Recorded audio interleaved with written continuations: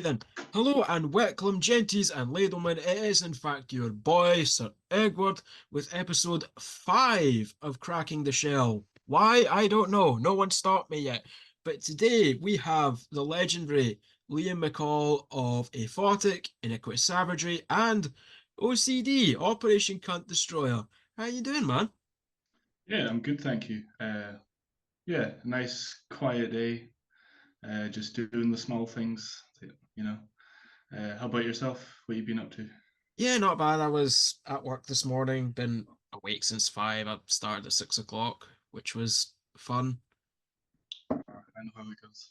Yeah, You, it's you, how many days do you do those 6 o'clock starts a week?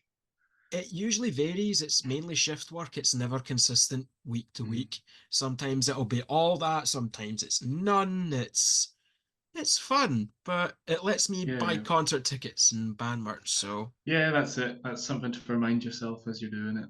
it's the only reason why I do it. But before we get into concerts, band merch, and what you're doing now, I'd quite like to wind back the clock a bit and kind of find out about your upbringing, finding metal, learning vocals, first bands. Suppose the foreword for your story. Um, okay, let me think. So, I grew up in a village in the Highlands of Scotland called Gerlach. Um, we're keeping it in the as far as the metal journey or whatever you want to call it goes. There was no bands or anything like that where I was from, so I kind of I don't know. I was exposed to this kind of music through some stuff my dad was into, as well as the few friends I had up there that liked that kind of music. I moved to near Glasgow when I was 17, study at college, and also under the guise of wanting to go to gigs and you know uh, playing bands and whatnot. Um, Took a few years to get to know people, but once I met people that were able to do it, I was able to start Aphotic in trying to think when we first jammed. I think it was, and I think we started the Facebook page in November 2018, so it must have been a good year and a half before then. And yeah, just been sticking at it, and here we are now. Don't know if that answers your question. No, it does, it does. It's weird because for whatever reason, Metal Archive says Aphotic started in 2015, which I'm going, Okay, did it? maybe that's I don't know. I'm unsure. Maybe that's just from the very first jam. I'm not Yeah. sure, but we've been doing it a fair while. There was a good few years of just jamming where not very much else was happening, but you know, Yeah. I Well, think I it think most bands yeah. have got to have that period of time where they're just figuring it out and doing all the wrong things. You know. Well, you have to do a lot of stuff wrong to get a lot of stuff right, you know? Uh, Absolutely, absolutely. doesn't matter what you're doing, if it's a band, if it's art, if it's literally anything, you have to be shit before you're good. And I Yeah, would yeah. say you've definitely reached that point where you're good, for sure. Every time I've Thank seen you. Aphotic, smashed it. Especially last year with what was it, Rancid Cadaver at that Left to Die show? That was a good gig. That was I a good love gig. that. It was so good. All of what was it, Leprosy played in full, I think. All Leprosy, and then I think select choices from Screen Bloody Gore. So that's a good show right there. You don't It get to see was that often. it was. I love those shows where they play an album in full, especially when it's one that's just so legendary, like Leprosy.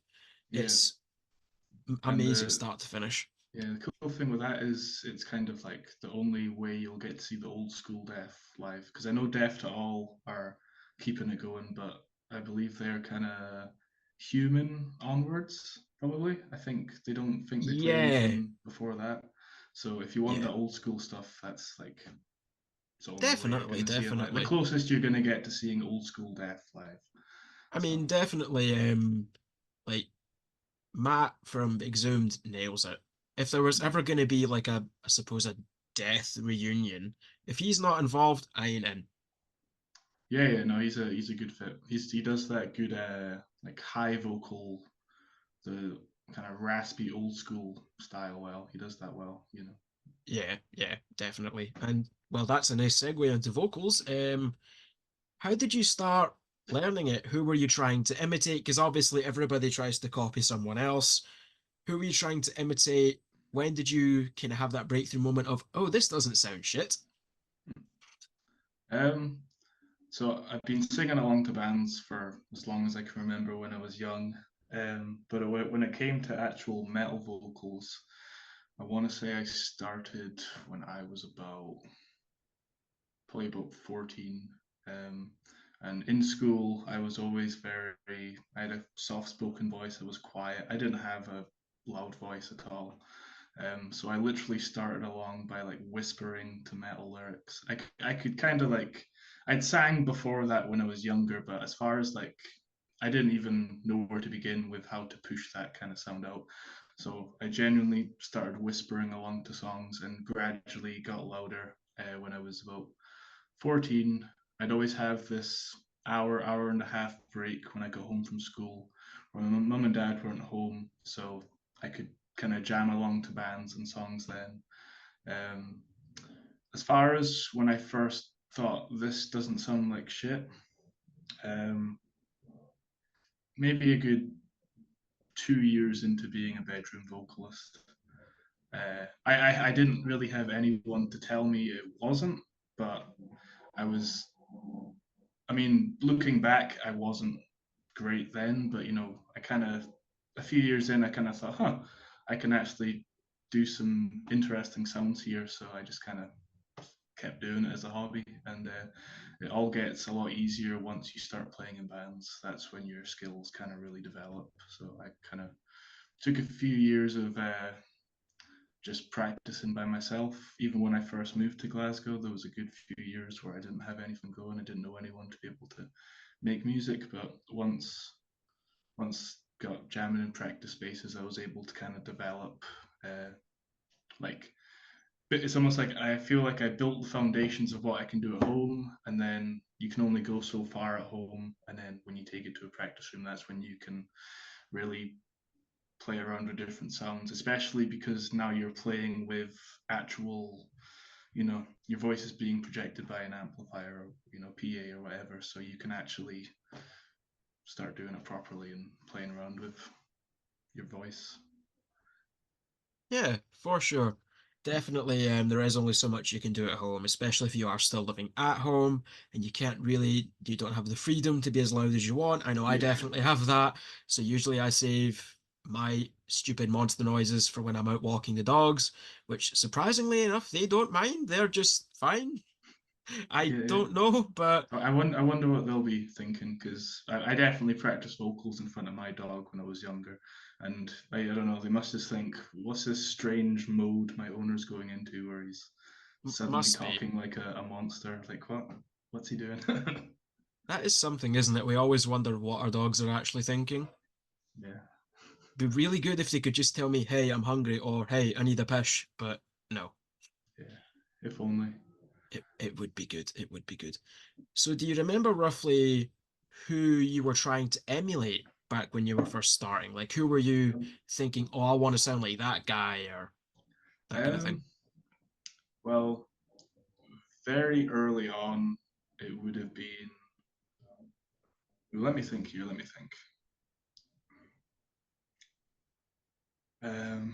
Because I kind of had a period of time where I don't know, there's almost like two different branches in my vocals, I feel. There was the early days when I was practicing along to kind of any metal bands I was into, um, kind of less death metal. And then once I got into death metal, that's when a lot of my influences that I still think are apparent, uh, I kind of developed those. I'd say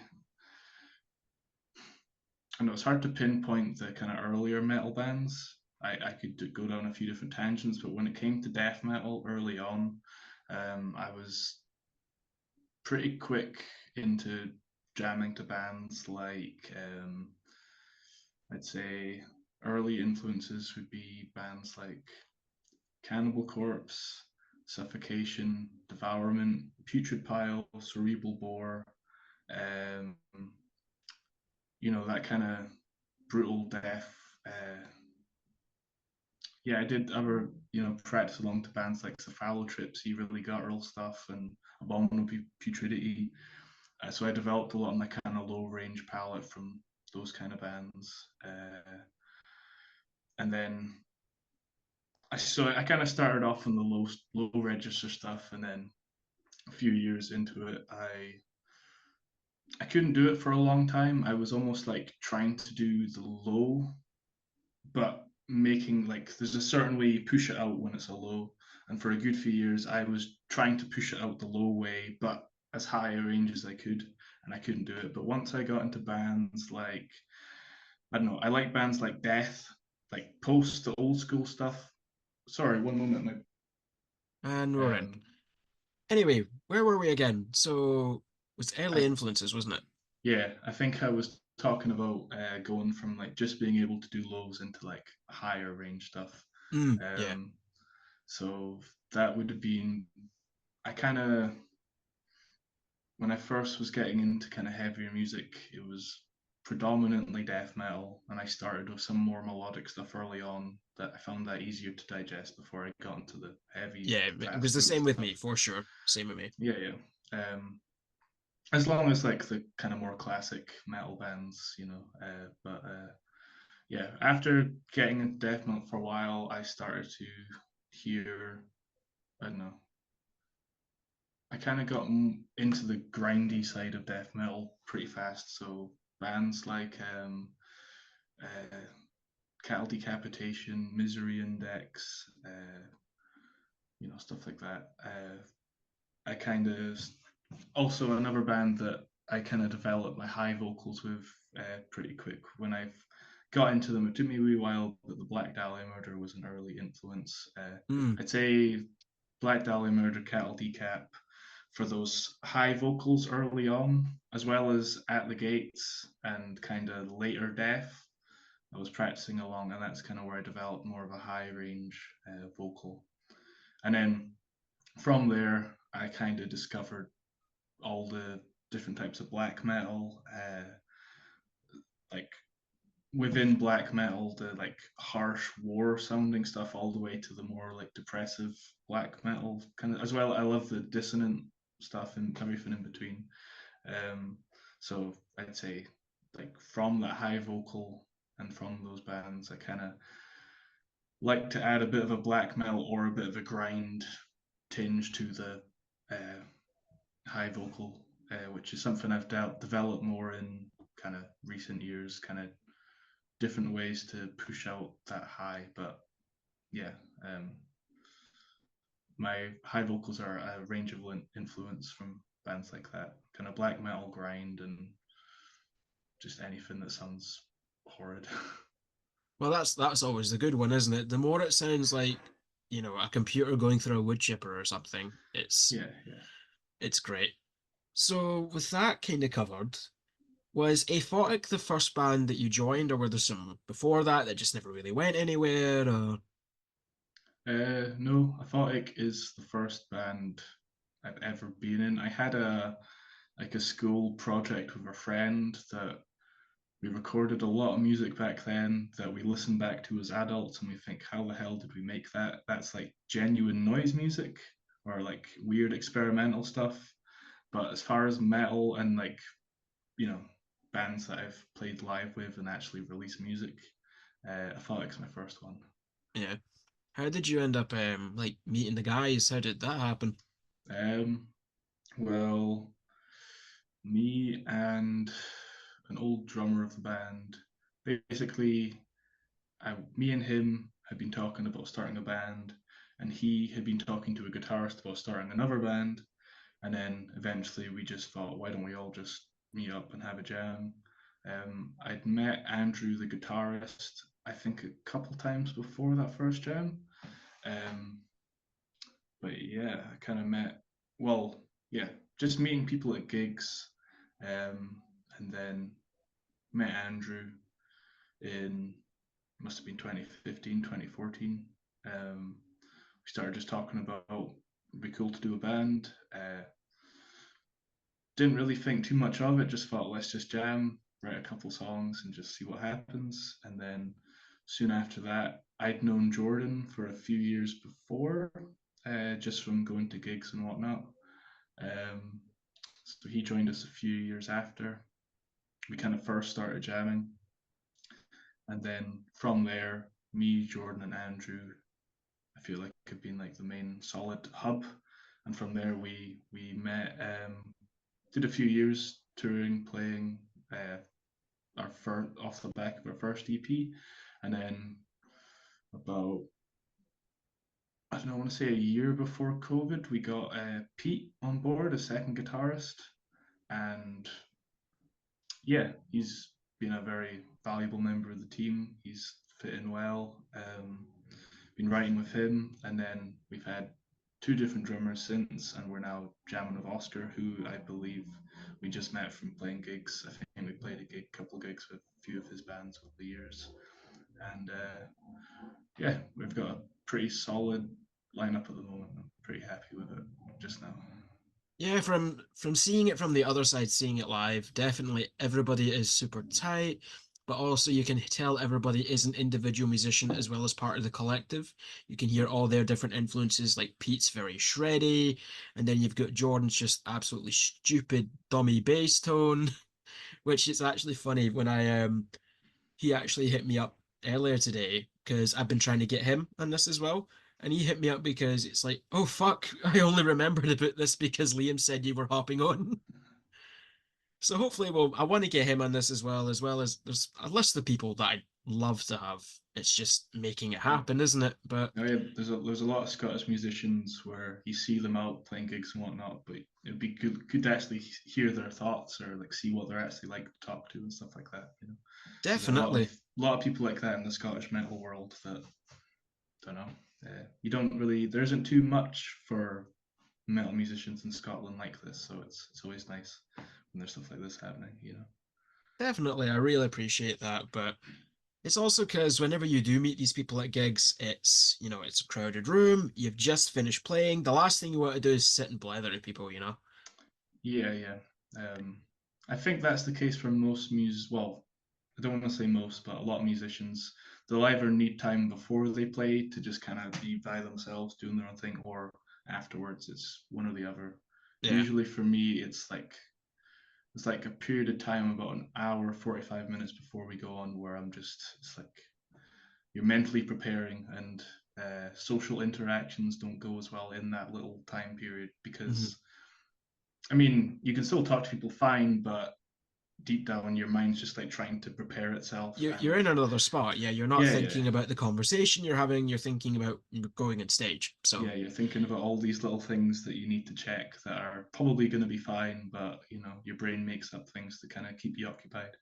Like going to the toilet for the seventh time in the space of an hour. Like, you know full well you don't need to go, but your the brain last thing makes you you want to do be it. doing is doing a massive guttural, and next thing you know, that's the Yeah, last yeah. thing you want. Yeah. I've been lucky enough to not have it happen, but I've heard stories that it has happened. So you know, it's I know good to it be did prepared. happen to so I was watching a video on the like ingested YouTube channel where they have links to all their I was interviews and stuff. thinking of the That's same that one thing. where he shit his pants in Gothenburg.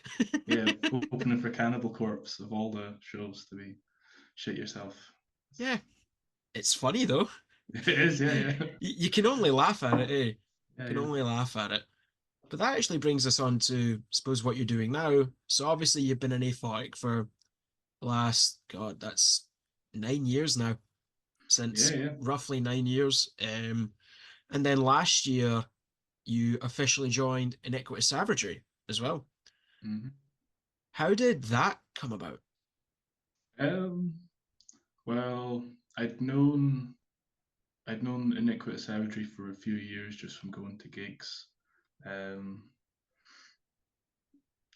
yeah, we just kind of not known them closely, but known them enough where I'd say hello if I saw them. I went to quite a few of their gigs. Um, seen them quite a fair few times in Glasgow, and basically they just knew me from Aphotic. They knew I was a vocalist because of Aphotic, I think, and the after Hamish, Hmm he Yeah. couldn't do the band for what few, I don't know what reasons, and then they just asked like, "Would you like to hop on?"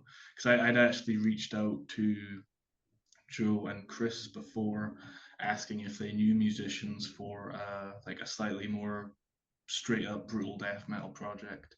So I think because I'd expressed that interest a few years ago when they needed a vocalist, they thought, "Oh, are you still up for that kind of music? Do you want to do something?" And I was on board, and yeah, it's worked out quite well because a lot of the Aphotic like jams and rehearsals and all that kind of stuff is usually at the weekend, whereas Iniquitous, most of it is during the week. So I'm able to kind of balance both relatively well, which has been nice. Yeah, definitely. Yeah, I've been. I'd seen. Oh God, where was it? I think the first time I'd seen you with them was Cranium, I think.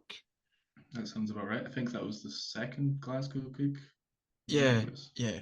I don't remember if I went to the first one before that, and then I'd seen you guys with Vacuous and Rancid Cadaver, which I only stayed for you in Rancid. Yeah. I left after that, but I'd say you fit in really well, and hearing the new album in full was a real treat. Was it after you'd kind of made the decision to join them? What was first kind of getting into live shows, jamming, straight into recording? Basically got straight into, well, went up for a couple of practices. First two times was just feeling out, like there was no patterns or anything. I was just kind of feeling out what they already had, and then pretty soon after that, yeah, got into demoing pretty quickly. We basically did, I just did patterns over the song, the instrumentals for the album, and then yeah, did like kind of patterns with no lyrics for most of it, bar maybe three songs towards the end. We just had the lyrics ready and just did demos to lyrics. But after those kind of blank demos, kind of wrote vocals to the lyrics to the patterns, and then yeah, it was a few months of that, and then first gig uh, with Gendo Akari, their album launch. Can't remember when that was. Good, don't know, 6 months into joining, I think, Yeah. if maybe a bit less. And then pretty soon after that, once we got all the lyrics done, recorded the album over the course of 2 weeks. I think it was four different sessions, um, two songs a day, and yeah, Well, it's definitely worked out. The new album sounds incredible live. I can't wait to hear it in its recorded form. yeah, it will be good. The Colin Marston from he's done work for a load of bands, but he plays guitar in Gorguts is doing the mixing and mastering, so it sounds really good. It's cool to have someone like that, Yeah. mixing and mastering the album. So I've noticed that as well. A lot of kind of bigger names are getting involved within the Scottish metal scene. Like how oh God, what's his name from he did a lot of In Flame stuff back in the day and also is the guitar player in Dream Evil. all right, He mixed God Eater's last album. oh nice one, And like I know that Scottish death metal recently got a shout out from Devon of Sanguisugabog at the yeah, Suffocation that show was earlier cool, this yeah, year. yeah, He rocked that Iniquitous Savagery to you as well. That was really cool to see. it was, yeah, He also shouted out, I think, Penny Coffin and Coffin Mulch as well. He shouted yeah. out quite a few bands he clearly Them, and knows. then I think he also shouted out Scordatura and Party Cannon, I think. So Yeah, yeah, it's good to know that these bands are people in America are talking about them. So must be doing something right over here. I definitely think so.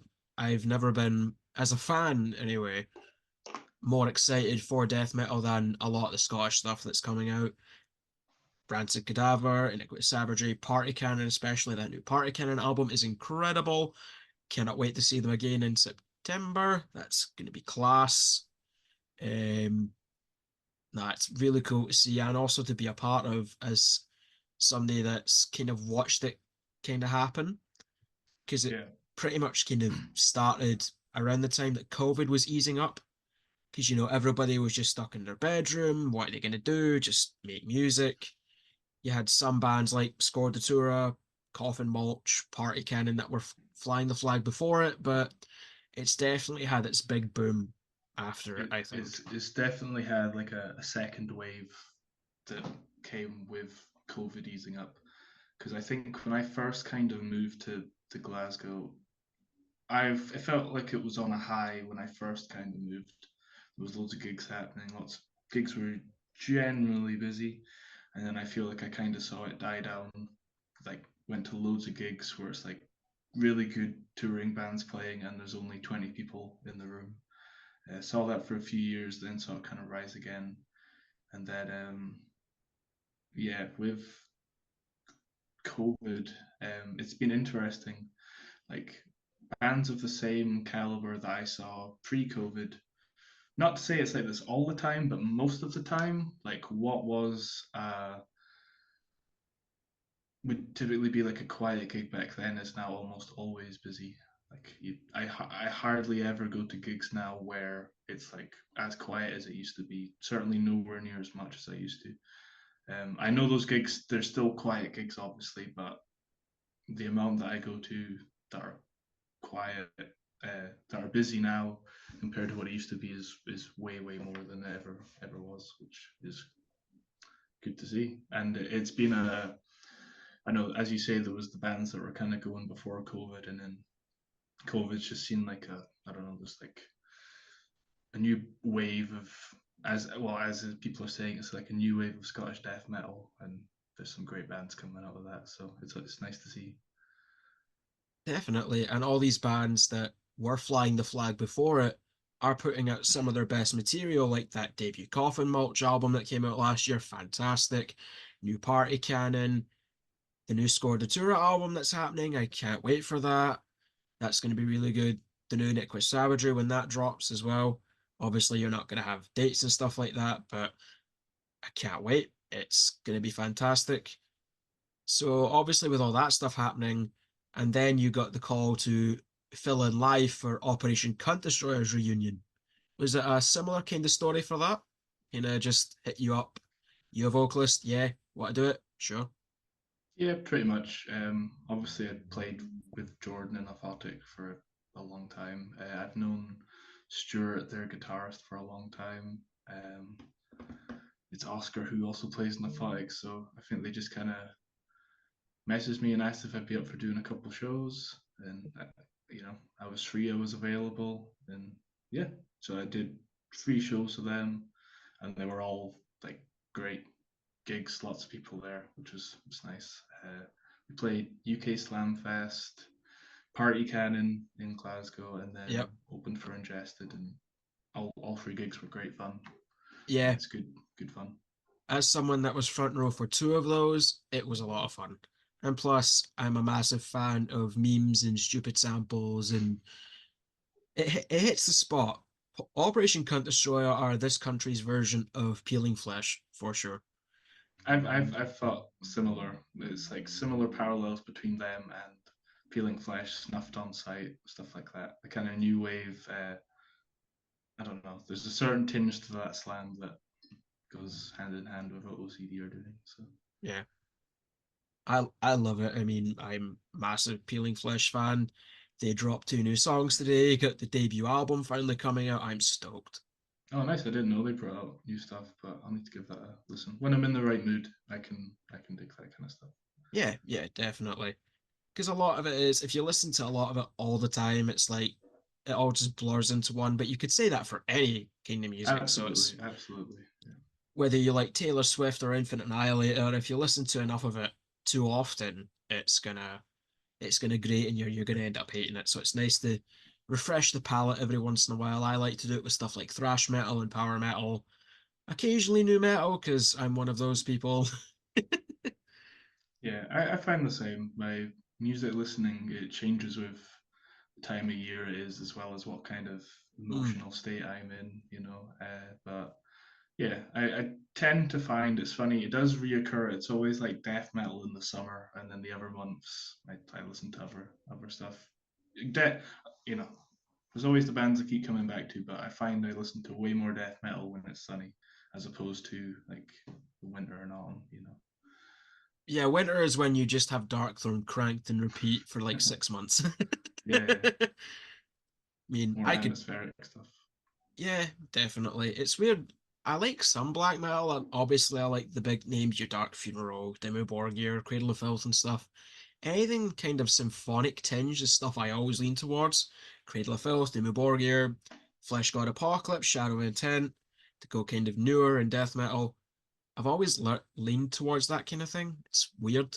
Just something about brutal death metal and an orchestra, the Yeah, kind of idiosyncrasies, ironies, and how polar opposite they are. It's kind of cool. yeah. It goes that those two styles go hand in hand, and I think like for me, the black metal bands that do it, like I don't know, black metal's hit or miss. There's a load of bands that aren't very good, and then there's bands that I think are absolutely incredible, and I think the best bands are able to like it can be an excellent showcase of how metal music can be tinged with atmosphere and like how you can have it being fast and brutal and haunting, but also kind of you know um, I don't know. There's a lot you can do with those overarching sounds to kind of create your own world with an album.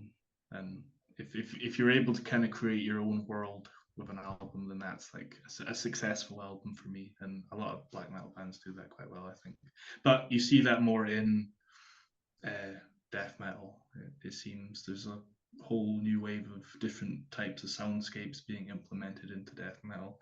Uh, and even I find the more simple, there's no backing or anything to death metal, each of those good bands, they all have their own kind of world and sound that they've built in amongst your classic guitar, drums, bass, high distortion. Uh, yeah, Yeah, it's really cool that, especially in this scene, everybody kind of has their own thing. Like Coffin Mulch, for example, they have that punk side to them, but they also have that HM2 style Death Doom, which apparently they didn't use an HM2 on the album, and I'm going, makes me wonder what they did use because it's spookily HM2 like. Just that really gritty, shitty, fucking buzzsaw tone. I mean, Entomb, Dismember, bands like that. I love that guitar tone. And then you've got like Penny Coffin it's almost got an industrial grindy vibe to it, I've noticed. yeah, Especially with the latest EP. It's got lot of really weird soundscapes and especially how they have all those effects in the vocals, which yeah, is yeah, something that you would never normally like in an extreme metal release when you hear the words effects on the vocals. But yeah, they do it good. It's that weird kind of I, almost like you're yelling into a tin can into like a really old like 50s gramophone microphone or something. yeah. It adds a cool element to their sound. That's something I picked up on when I last saw them, was how cool that the pitch shifter made everything sound. But there's a lot of cool, because I don't know, it kind of goes on to like general approach of vocals that I've come to appreciate more as the years have went on is less about trying to mimic other vocalists and just trying to mimic cool sounds, even if they aren't, traditional metal noises. Uh, Yeah. and on a slight side tangent, I know something that would be cool if he's able to use that to kind of pitch shift his vocals creates a very unique sound. There's all kinds of different things you can play around with. I remember I saw a noise gig. I've only been to a couple now, but the vocalist had this. Don't know what it was, but when he spoke into it, he sounded just like a Dalek, and I just thought that was so cool. And it's even obviously with death metal, there's a certain novelty to can the vocalist actually make that sound? Like I understand if people were to use effects and stuff, you might have some people that are I don't know. Some people might not like it. Not Purists that and it's stuff really like about that. that. Yeah, He can't do that stuff live. Yeah, well, shut up. yeah, yeah. I think there's room for like cool stuff on record that is just about creating that cool sound. But obviously, there's obviously always something cool about that person can just make that sound that a human isn't supposed to make. Yeah. Uh, yeah, It's weird how, especially when we are such a young age, kind of teens, finding this music, And at first, it's like, what the fuck is this? Nobody should be able to make that noise. And then we're like, yeah, I vibe with this. I vibe Yeah, with this. Give me more stupid monster noises, you know? yeah, it's strange. Like I had that like early days discovering death metal, like listening to Cannibal Corpse, where when I first heard it, I thought it was terrible. I didn't like it at all. I didn't like the music. I didn't like the art. I didn't like what they were singing about. I didn't know how to take it. I thought, who are these people, kind of thing. But there was something about it that just I kept coming back to it. And then once I realized, oh, it's like horror movie music. Yeah, It all it clicked, you know. is. It is. And it's weird that there has been a lot of parallels between metalheads and horror movies, whereas I actually don't like horror movies. It's weird. Yeah, I never did. I never did get them. I just find them like boring, really. It's yeah, weird. it's hit or miss. There's some good ones and some terrible ones. There's a lot of terrible There's a lot of ones. terrible ones. Yeah. It's mainly sequels, I find. It's like how we've had, I don't know, A Quiet Place, and then we had the second one, and now there's Quiet Place Day One. Why? Yeah, it's hard to keep up with movies now. Yeah, we're not even going to get into stuff like Saw, because Yeah, that's too like many trying to find sequels. that's trying to find the Zodiac killer. Yeah. It's weird. So, in terms of what you're doing now with Operation Cunt Destroyer, has there been any talk of kind of keeping this live lineup something to go into the studio with or anything like that? Um, I don't know. Probably not the best person to ask. Um, I, I, I don't know. There's been like talks about how, well, from what I've gotten, um, there's talks about different ways that we could do OCD, but I'm not I don't know. I've kind of said to them what my availability is and what I would be able to do. And in my view, it doesn't look like someone who would be the main OCD vocalist or Hmm. probably would record or do much with them. Yeah, That's really for them to decide. But from what I'm aware, they're currently going with Darren. He did vocals at Flash Fest. He's doing the next few shows. yeah. Um, so I don't know. I don't know who they're going to go for. I've heard a few different ideas. Jordan was saying one time to me, it would be cool if it was like different vocalists on each track, and there's no like main front man. Hmm. I don't know all the conversations they've had, but Yeah. as far as I'm concerned, I'm not in OCD. I'm just Aphotic, Iniquitous Savagery, and basically I've said I'll help out with OCD where I can, but I can't commit because I don't have the time or you know No, of course. I wouldn't be able to do it the justice it deserves. So I've said I can't be the main guy, the main Yeah. vocalist. So I don't know what will happen, who will do recording, or because even I pitched the idea to Jordan, like if Darren's like the main guy, which is cool. Be fun to try it like crepitation style, two vocalists, Hmm. if they wanted, just for fun. I don't know how it would work, how much we need to change things, but yeah, but it's mostly Jordan and Stuart that are steamrolling ahead of OCD. So I wonder what will come with it. I know they've got an EP's worth of music written. I've heard some of the tracks. It sounds fun. It sounds like OCD. Uh, and I'm curious to see where they're going to go with the band because it's I don't know they're taking a slightly different approach from what I gather, but still keeping it OCD. So I Yeah. look forward to seeing where they go with that. Me as well. Me as well. And I think that both doing the kind of dual vocalist thing, a la, Despised Icon, Acranius, Angel Maker, even though I think everybody in Angel Maker is a vocalist now. But I think that would be really cool. You don't see something like that in Scotland. I mean, I know Jaundice, I know they're a three-piece and have everybody kind of do vocals, but I think something like that would be cool. I think that having different vocalists on each recorded track would be really cool because there is a power metal project called Avantasia where there is like different guests on every track. And I think something like that would be really cool. And it would also be a cool way to kind of show off new talent.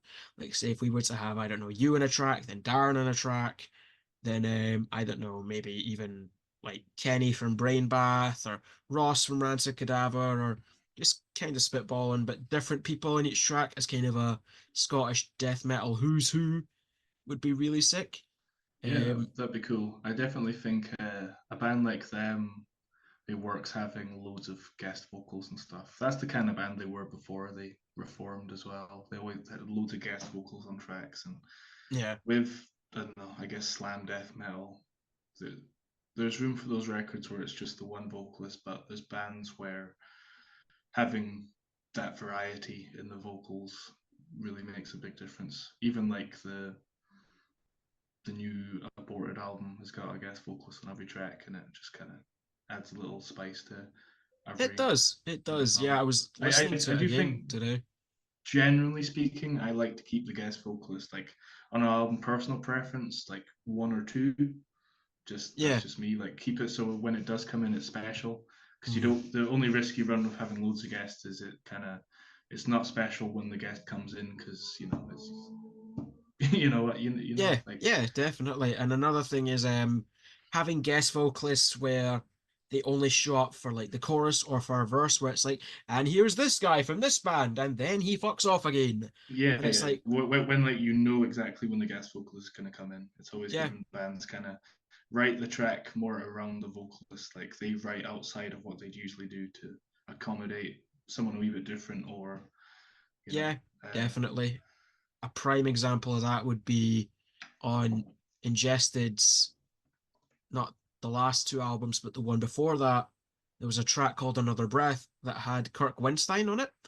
yeah, And that it's was a great really song. different. And it sounds like it fits Kirk Windstein. And Yeah, there's also a song that has Vincent Bennett from the Acacia Strain, who I'm a huge fan of. yeah, great And vocalist. that definitely is a lot slower, it's a lot doomier, it fits his voice really well. And I think that at least if I was making music, I would do something where I would have some stuff that is just whoever's main vocalist, but also for the guest tracks, change it up the style a little bit to kind of fit them or someone like them, just in case, you can't get them, which can happen. I know that happened with Ingested's new album, where they were meant to have, I think it was Josh Middleton on the last album, but he couldn't do it. But then they got him on this new one, and that's like my favorite song in it. So, Yeah, so I very think good. definitely you want to find a good balance between, because it is kind of not boring, but it does make it exciting when you see featuring so and so. But Yeah, you also don't want to be overkill with it, like the new Aborted album, which is a great album, but there are some songs that I feel that you couldn't really feel. Here's the guest, yeah, just yeah. kind of blended in too much. I'd agree. Yeah, there's a way to make guest vocalists like special, and a way to have guest vocalists being, oh, it's that guy again, kind of thing. Like you've already Yeah, heard him on every other band doing a guest spot. Not that there's anything wrong with that, but for me, it's always like, oh, they've managed to get that guy who hardly like who yeah, isn't really what you'd expect, and so what kind of music are they going to write to make him fit, kind of thing. yeah, Uh, definitely. You see people that are on basically every album, like Dave from Signs of the Swarm, prime example. He's done a lot of guest features. He's done two for Aborted. Well, I say two for Aborted. He did one for Sven's other band, Coffin Feeder, which he nailed, and then he's on this new Aborted album. Be interesting to see Sven appear on like a Signs of the Swarm record or something. that'd be cool, yeah. Especially, And kind of going back to what you're saying with like I guess it's just like having a vocalist that's a wee bit, or a guest musician that's a wee bit outside of what the band would usually do. Is it? I almost feel like since Ingested have written that song with the Crowbar guest vocalist, like in album since, you now pick up on songs that take from that track a bit more. So it's almost like them having to write something a bit different for them has now given them another tool in their musical palette that, oh, we can now do this kind of section now, and then you see it bleed more into the future material, kind of stuff like that, that kind of forces the band out their comfort zone to write something a bit different, and then the band learns, oh, there's like new stuff in our arsenal that we can use. It's like you need to have that kind of mhm. push It for just makes experimentation to, you know, and it develop as just a band. Exactly, and I think that that's something that's really important. Although obviously you can never keep metalheads happy. Oh, they sound the same as they always have. Oh, they sound different and it's terrible. But it's Yep. like you gotta do something because if you pull an AC/DC and do the same album 20 times, it's like you're just bashing your head against the wall. Yeah, I feel like the only bands that can keep bringing out the same type of album is the band that like if you like started it, then you have that Yeah, pass. But if you're like taking from a style that's already been done, then you've got to make it your own. Until you make it your own, you can't. It's like I call it. It's like the Motorhead thing. Every Motorhead album sounds the exact same, but you know what you're in for. Same of but like Cannibal Corpse is like death metal Motorhead. Every Cannibal Corpse album, you know what you're in for, but it's kind of what you want. There's those yeah. bands where you want the meat and potatoes exactly. Like you don't want anything that's Hmm. gonna throw you off too much. You just want your Yeah. basic, not basic, but like a The staples. classic. The Yeah, yeah, yeah. staples. Yeah. You know what you're gonna get, you know you love it, but it's different, it's still different. Like especially like a prime example, Obituary, who I'm a huge fan of. I can't wait to see them again with Sepultura on their farewell tour. Let's see how that goes. They'll just do a Slayer, they'll go away for 5 years. Oh, a festival wants to pay us a shitload of money. Hmm. Go on then. Yeah. I Wouldn't mean, be surprised. I would not be surprised either, and I've already seen some headlines that they're thinking about reuniting with the Cavalier brothers, and I'm going, well, your tune's changed, isn't it? Because it's like they hated each other for the longest time, and now they're like, yeah, why not? Could be fun. But money makes the world go round. So yeah, it would be good to see that Sepultura lineup back again. But I think I haven't. I can't remember the last time I saw Sepultura, but I haven't really followed much of what they've done since the kind of Cavalera years. Yeah, Sepultura is never really a band I got into. It's weird. It's one of those bands where you keep seeing their name everywhere and you just never listen to them, which is weird because I really like, Soulfly and Cavalera Conspiracy, who have been re-recording Sepultura's early material, like Morbid Visions and Schizophrenia. I think that's the album name, but they put out those like re-recordings and they sound pretty good, which is it'd be like Cannibal Corpse re-recording like The Bleeding or something, which Yeah, I think like unless the production on an earlier version was like unlistenable and they want to bring a bit new life into it, most albums are fine as they are. Just. they're a piece of time for sure, especially if it's something from way back before we had like YouTube and streaming and like LimeWire and MySpace and shit like that. Because a lot of those kind of 80s, 90s albums, I think, are a time capsule of the time, especially when you have producers like Scott Burns, who doesn't really do anything anymore, which is always cool. In saying that, I remember last year he actually did some production for a band called Till the Dirt, which featured Kelly of Atheist, and he produced that, which is weird. You never thought you'd see Scott Burns' name in a production credit again, but I hope it leads to more because he was one of the kings of Yeah, the kind of late 80s, early 90s death metal, which, to be fair, you could say the same now about, Soto from Peeling Flesh, his production. He's producing fucking everybody. He sounds incredible. He's got his sound.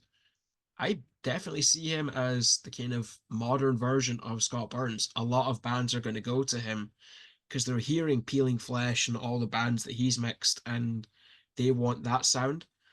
So it's history repeating itself, I think. yeah, yeah.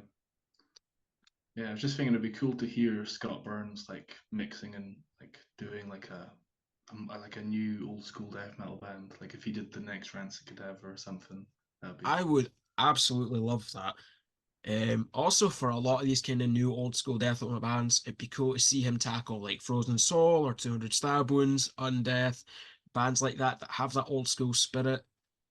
Or like even something like Gatecreeper. Like I know their new album was actually mixed by Kurt Bayou of Converge, which is kind of an odd pairing, but it works. I love that new album. It is fantastic. I need to give that one a spin. I haven't listened to that yet. Oh, it's so good. It's them, but it's weirdly more accessible, but still heavy as hell. But you can definitely hear a lot of those kind of Meladeth influences. There's lots of like early Amorphous, Paradise Lost, kind of At the Gates, especially. It's definitely interesting. It's definitely different, but it's a good different, I think. Nice. Especially it's oddly catchy as well, which is not something you really associate with death metal as being catchy. Like it's Nah, actually not got often. hooks and choruses and like death metal has choruses since when? You know? But yeah, I don't want to keep you too long, and nobody likes listening to a 3 hour podcast, but is there anything else that you'd like to share before we kind of plug the things that are coming up and wrap up? Uh, Nothing in particular. I guess just if I was to just share the current like place of like Aphotic is we've got like a little bit more music to write and then like a couple minutes of music and then I need to write lyrics to 3.5 tracks and then we're good to start recording the Aphotic album. And the Iniquitous album is done. Everything for that's done. It's just a case of waiting for Willowtip to kind of figure out a release date and get moving forward with that. Yeah, I don't know if it's just plugging is the same thing you're going to go into, but as I said, just Well, what. yeah, I was going to ask about that kind of new music in the works, and then Oh right, okay. like this will be hopefully uploaded by Friday, Saturday, because well, now that it cut out, a wee bit more editing, but it'll be fine. These guys, Aphotic, will be playing in Audio Glasgow alongside Slime Lord and Cryptworm. It's going to be oozy, it's going to be stinky, it's going to be great. Got Suffering Rights in the bill, got Gaslight in the bill. Audio Glasgow, Sunday, 7th of July, and there'll be numerous live appearances after that. These guys are just off the back of supporting Suffocation and Distant, which is stupid. I wish I was at that show because it looked incredible, it sounded incredible, amazing lineup, amazing people, and generally, I'm just really excited for you as a musician, for everything coming from all your projects. It's gonna be really cool. Definitely the best days are. I can't speak today. I can't speak, but the best days are definitely yet to come, and it's going to be more releases for the already really fantastic and growing Scottish metal scene. Fingers crossed. Yeah. Thank you very much. It's going to be great for sure. Anyway, if you've enjoyed this podcast, do the usual YouTube thing, like, comment, subscribe, tell all your friends about it.